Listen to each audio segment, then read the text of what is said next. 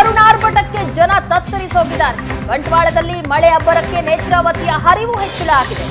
ಬಾಣೆಮಂಗಳೂರು ಶಾರದಾ ಪ್ರೌಢಶಾಲೆ ಮೈದಾನ ಸಂಪೂರ್ಣವಾಗಿ ಜಲಾವೃತ ಆಗಿದೆ. ಶಾಲಾ ಮೈದಾನಕ್ಕೆ ಮಳೆ ನೀರು ನುಗ್ಗಿದ್ದು ಮೈದಾನ ಜಲಾವೃತ ಆಗಿದೆ.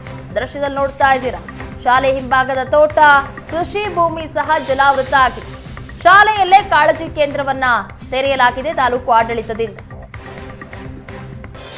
ಶಾಲೆಯ ಮೈದಾನಕ್ಕೆ ನೀರು ನುಗ್ಗಿ ಸಂಪೂರ್ಣವಾಗಿ ಮೈದಾನ ಜಲಾವೃತವಾಗಿದೆ. ಜೊತೆಗೆ ಮೈದಾನದ ಅಕ್ಕಪಕ್ಕ ಇದ್ದಂತಹ ತೋಟ, ಕೃಷಿ ಭೂಮಿ ಎಲ್ಲವೂ ಸಹ ಜಲಾವೃತ ಆಗಿದೆ.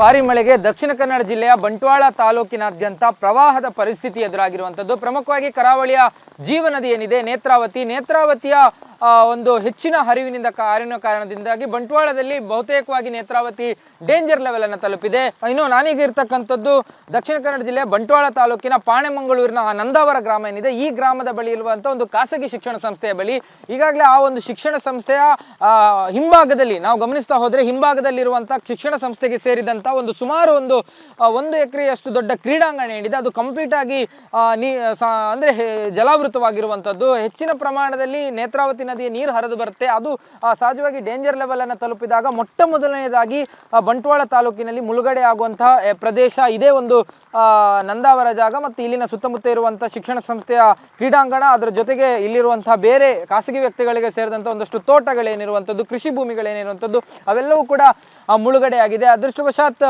ಇವತ್ತು ಕೂಡ ಶಿಕ್ಷಣ ಸಂಸ್ಥೆಗಳಿಗೆ ಅಂದ್ರೆ ದಕ್ಷಿಣ ಕನ್ನಡ ಜಿಲ್ಲೆಯ 5 ಶಿಕ್ಷಣ ಸಂಸ್ಥೆಗಳಿಗೆ 5 ತಾಲೂಕಿನ ಶಿಕ್ಷಣ ಸಂಸ್ಥೆಗಳಿಗೆ ಜಿಲ್ಲಾಧಿಕಾರಿಗಳು ರಜೆಯನ್ನು ಘೋಷಿಸಿದ್ದಾರೆ. ಹಾಗಾಗಿ ಈ ಒಂದು ಶಾರದಾ ವಿದ್ಯಾಸಂಸ್ಥೆ ಏನಿದೆ ಖಾಸಗಿ ಸಂಸ್ಥೆ, ಈ ಒಂದು ಶಿಕ್ಷಣ ಸಂಸ್ಥೆಗೂ ಕೂಡ ರಜೆಯನ್ನು ಘೋಷಣೆ ಮಾಡಲಾಗಿದೆ. ಅದರ ಜೊತೆಗೆ ಇದೆಲ್ಲವೂ ಕೂಡ ಈ ಭಾಗದ ಬಹುತೇಕ ಅನೇಕ 4-5 ಸುಮಾರು ಒಂದು 10-15 ಮನೆಗಳಿಗೂ ಕೂಡ ಮುಳುಗಡೆ ಭೀತಿ ಇದೆ. ಒಂದಷ್ಟು ಮನೆಗಳು ಮುಳುಗಡೆ ಆಗಿದೆ. ಹಾಗಾಗಿ ಈ ಭಾಗದಲ್ಲೂ ಒಂದಷ್ಟು ಜನರನ್ನ ಪರ್ಯಾಯವಾಗಿ ಬೇರೆ ಜಾಗಗಳಿಗೆ ಸ್ಥಳಾಂತರ ಮಾಡಬೇಕು. ಅದರ ಜೊತೆಗೆ ಸರ್ಕಾರ ಅಧಿಕೃತವಾಗಿ ಈ ಒಂದು ಶಿಕ್ಷಣ ಸಂಸ್ಥೆಯನ್ನ ಕಾಳಜಿ ಕೇಂದ್ರವಾಗಿ ಬಂಟ್ವಾಳ ತಾಲೂಕಿನ ಪಾಣೆಮಂಗಳೂರು ವ್ಯಾಪ್ತಿಯಲ್ಲಿ ಆ ಹೋಬಳಿ ವ್ಯಾಪ್ತಿ ಏನಿದೆ ಆ ವ್ಯಾಪ್ತಿಯಲ್ಲಿ ಇದನ್ನ ಕಾಳಜಿ ಕೇಂದ್ರವಾಗಿ ಕೂಡ ಗುರುತಿಸಿರುವಂತದ್ದು. ಹೀಗಾಗಿ ಸುತ್ತಮುತ್ತ ಕಂಪ್ಲೀಟ್ ಆಗಿ ನೋಡಬಹುದು ನೀವು. ಇದು ನದಿಯಲ್ಲ, ಬದಲಾಗಿ ಇದೊಂದು ಕ್ರೀಡಾಂಗಣಕ್ಕೂ ಕೂಡ ನೀರು ನುಗ್ಗಿ ಒಂದು ಹಂತದವರೆಗೂ ಕೂಡ ಇಲ್ಲಿ ಮುಳುಗಡೆ ಆಗಿರುವಂತದ್ದು. ಇನ್ನೂ ಕೂಡ ನೀರಿನ ಫ್ಲೋ ಇನ್ನಷ್ಟು ಹೆಚ್ಚಾದರೆ ಸುಮಾರು ಒಂದು 8.5ಕ್ಕೆ ಬಂದ್ರೆ ಇನ್ನೂ ಕೂಡ ಇದು ಒಂದಷ್ಟು ಹೆಚ್ಚಾಗುತ್ತೆ. ಅದರ ಜೊತೆಗೆ ಇಲ್ಲಿ ಮೇನ್ ರೋಡ್ ಏನಿದೆ ಆ ರಸ್ತೆಯು ಕೂಡ ಮುಳುಗಡೆ ಆಗುವಂತ ಆತಂಕ ಇರುವಂತದ್ದು. ನಿರಂತರವಾಗಿ ಘಟ್ಟ ಪ್ರದೇಶಗಳಲ್ಲಿ ಮಳೆ ಆಗ್ತಾ ಇದೆ. ಆ ಮಳೆಯ ಪ್ರಮಾಣ ಹೆಚ್ಚಾದ್ರೆ ಈ ಒಂದು ಶಾಲೆಗೂ ಕೂಡ ಮತ್ತಷ್ಟು ಆತಂಕ ಇರುವಂತದ್ದು. ಕ್ಯಾಮರಾ ಪರ್ಸನ್ ಅಶೋಕ್ ಜೊತೆ ಭರತ್ರಾಜ್, ಏಷ್ಯಾನೆಟ್ ಸುವರ್ಣ ನ್ಯೂಸ್, ಮಂಗಳೂರು.